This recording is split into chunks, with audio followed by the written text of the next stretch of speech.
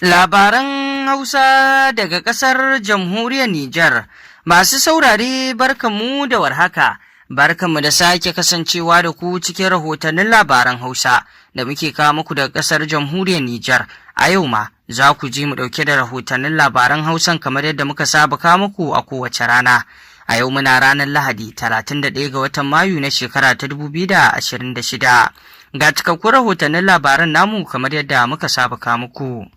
Inda rahoton labaran namu zai fara ne daga ministan nan na kiwon lafiyar ƙasarmu, Medicine Colonel Garba Hakimi.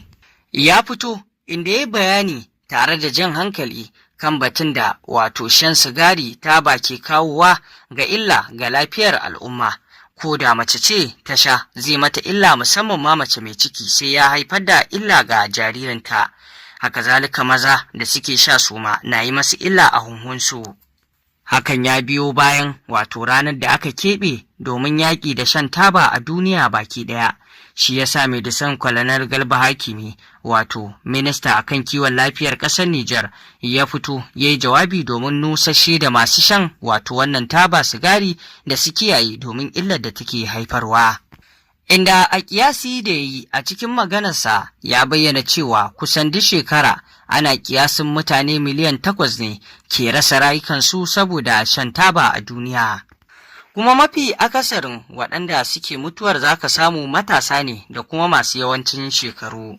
Shan taba na barazana da yin babbar illa ga rayuwar al'umma, musamman kan lafiyarsu, kuma sama da wannan cuta ta sida da ake magana, to shan taba ta fita. Inda ya bayyana cewa masana na ta bayani akan illoli da wannan shan taba sigari ke kawowa, amma matasa suna nuna halin ko in kula, suna dukufa wajen shanta, kuma baya ga illa da take haifar musu. Kuma sannan an bayyana duk wata wato abubuwa da kake gani taba za ta iya haifar da shi, ba wai abu ɗaya take haifarwa ba. Allah ya sa mu dace ya sanya masu shan su daina, su koda dan lafiyarsu. To yanzu kuma bari mu tafi zuwa rahotonmu na gaba.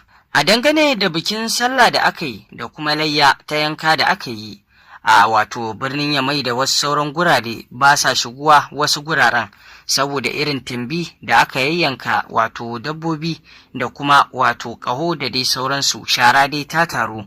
Kowane irin mataki ya kamata a ɗauka dangane da wannan al'amari? Inda ruwan timbi da ma dai sauran abubuwa da ya kama da haka suke addabar mutane da wari da dai sauransu. Shi ya sanya tuntuni aka yi kira ga mutane cewa da abin da mutum zai yi ya yi shi a inda ya dace. Irin wannan timbi kamata ya yi rami a zuba shi, idan aka gama abin da za a yi, da abin da za a zuba a ciki a zuba sai abin ne. To kaga babu wata wato datti ko wani wari da zai zo ya damu al'umma. Haka zalika su kansu wannan ƙaho da dai sauran abin da ya kama da haka, idan da an tattara su an je an zuba inda ya dace, ba za a tarar da irin wannan shara ba. Kuma musamman ma a birnin Yamai a cikin unguwanni. Misali, unguwar Jidda da take birnin Yamai gunduma ta 2, irin wannan abubuwa dai a yanzu na aukuwa. Da dai sauran wato gundumomi da wannan al'amari yake aukuwa, kuma a kan hanya za ka samu dattin timbi da dai sauransu ya cika kan hanya, abin kyankyami. Don haka al'umma ya kamata a tashi domin gyara waɗannan abubuwa, domin babu daɗi kasancewar irin waɗannan abubuwa a kan hanya da kuma guraren da ake zama, wari da dai abin da yake na datti kan iya haifar da cututtuka. Domin ba nauyi ba ne da ya rataya a kan wuyan hukumomi. Al'ummar da suke kowace unguwa su ya kamata su yi wannan abu na gyara. Za ka duba ka ga wato akwai waɗanda ya dace matasa da yawa a unguwa, wanda ya kamata ma koda kafin a yi hakan su gyara kar a yi, amma sai ka samu babu wanda ya hani akan haka. To da haka ya kamata wato da matasan unguwa da dai sauransu, duk wanda ya kamata a tashi, duk wanda unguwarsu take da irin wannan a gyara, domin gujewa wato cututtuka da dai sauransu. Kamar yadda muka sani muna halin damuna a yanzu, idan ruwa ya zo zai haifar da abubuwa, gara a share a je a zubar a inda ya dace. To yanzu kuma rahoton namu bari ya tafi zuwa jihar da Magaran, yayin da aka haɗa wasa na sukuwar dokuna saboda shagalin bikin babbar sallah.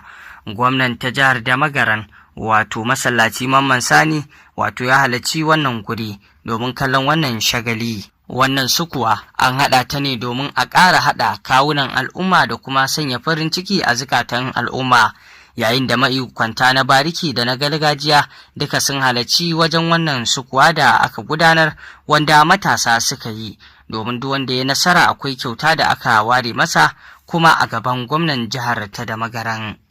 Wanda ya na farko an bashi jaka 50, na biyu ya samu jaka 30, sai kuma wanda ya zo na uku ya samu jaka 20. Haka aka gudanar da kyaututtuka zuwa ga waɗanda suka yi nasara cikin wannan wato sukuwa ta doki da aka yi a gaban gwamnan jihar. Sai mu ce wannan fata da ake na haɗa kan al'umma da wannan abubuwa da ake shiryawa domin nishaɗi, musamman ma a bikin babbar sallar, Allah ya ƙara haɗa kan al'ummar ƙasar Nijar baki ɗaya.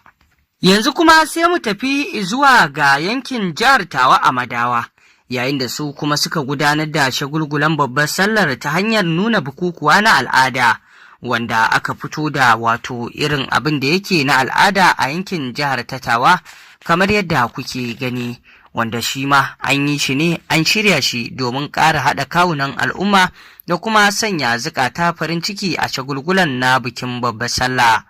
Wasan dai ya kasance ne ɓangaren wanzamai da kuma ɓangaren maƙera da wato sauransu, wanda duka waɗannan sun fito kuma sun nuna al'adarsu yadda take kasancewa, da kuma nuna bajinta da irin yadda wato abubuwa da suka gada tun iyaye da kakanni.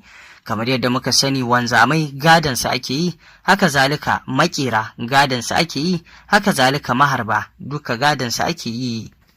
Duka waɗannan wasanni na daga cikin al'adu na ƙasar jamhuriyar Nijar, kuma wannan wasanni an gudanar da su ne a gaban wato maikwanta na bariki da na gargajiya. To yanzu kuma bari mu tafi zuwa rahotonmu na ƙarshe dangane da batun noma, inda za ku ji yadda al'amuran ke kasancewa kan wani sabon iri mai fito da tsiri na gaggawa, wato cikin kwana 100. A jihar da magaran dai a yanzu batun noman nan za ku ji cikakken batu. Kamar yadda kuka sani, noman shinkafa na ɗaya daga cikin noman da maikwanta musamman ma Janar Abdulrahman Chani suka wato ringa nuna al'umma muhimmancinsa. Saboda haka ne ƙarƙashin jagoran Isuhu Mamman, wakiltaccen al'umma na wato da'irar birnin da magaran, suka gyara ƙoramar tafkin Kanya. Tun shekarar da ta gabata aka yi wannan gyara, wato dai a yanzu sun gwada shinkafa domin nuna wato yanayin gurin, dankalin turawa, albasa da dai sauran abubuwa da aka shuka a wannan guri, kuma an samu sakamako mai kyau cikin wannan noma da aka gudanar. Wannan iri na shinkafa wani iri ne mai saurin fitowa, wato cikin kwanaki kalilan, a cikin kwana 120 zai nuna ya bada ɗiya mai kyau.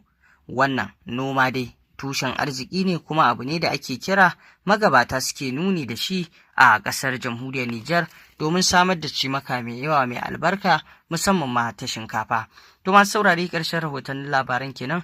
Ku ci gaba da bibiyar rahotannin labaran da muke kawo muku domin sanin abubuwan da ke faruwa a ƙasar Nijar a koda yaushe. Ku dangwala mana alamar subscribing, sannan ku danna ƙararrawar sanarwa domin samun rahotannin labaran mu a koda yaushe.